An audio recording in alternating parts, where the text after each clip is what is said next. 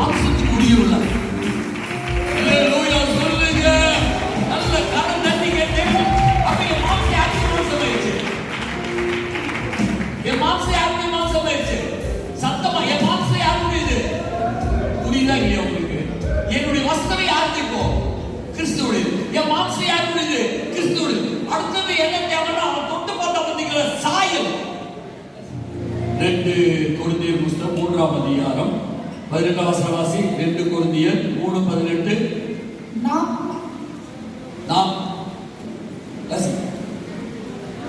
நாம் எல்லாரும் திறந்த முகமாய் கர்த்தருடைய மகிமையை கண்ணாடியிலே காண்கிறது போல கண்டு ஆவியாய் இருக்கிற கர்த்தரால் ஆவியா உகாதீங்க, கண்ணத்துல கை வைக்காதீங்க. எல்லாரும் உற்சாகமா பாருங்க. கையை தட்டினா அடி பக்கத்துல இருக்க முடியும். அடி அந்த மாதிரி கை இப்ப சொல்லி குடிச்சோட ஆவியா இருக்கிற அந்த கர்த்தராலே எந்த சாயலாகத்தானே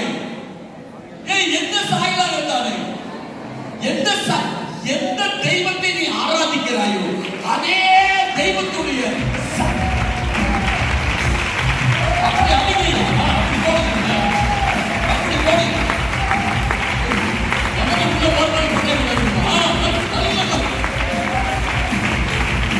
யாருடைய சாயலா? அந்த சாயலாகத்தானே வசனம் எழுந்துச்சுன்னா அந்த சாயலாகத்தானே அது மாதிரிங்க, இது மாதிரிங்க. அவர் பார்த்தா உங்க மாதிரி இருந்தீங்க அப்படி சொல்லி புஷ்பல் பொண்டாட்டி காரியார் மேல பொண்டாட்டி கை போட முடியுமா? என் பொண்டாட்டி மாதிரியே நான் தூரத்தில் பார்க்குறேன் அதே மாதிரி இருந்தது அப்படி கை போட முடியுமா? போடலாம். அதுக்கப்புறம் வேற விஷயம் வேற. அப்ப அது மாதிரி இல்ல, அதுவே தான். அவர் மாதிரி இல்ல, அவர் அதே தான். அப்ப வஸ்திரம் அவருடைய வஸ்திரம், அல்லேலூயா. சரீரம் அவருடைய சரீரம். அந்த தோல் சாயல் யாருடைய சாயல்? அவருடைய. இன்னும் கொஞ்சம் ஆழமா வாசிங்க.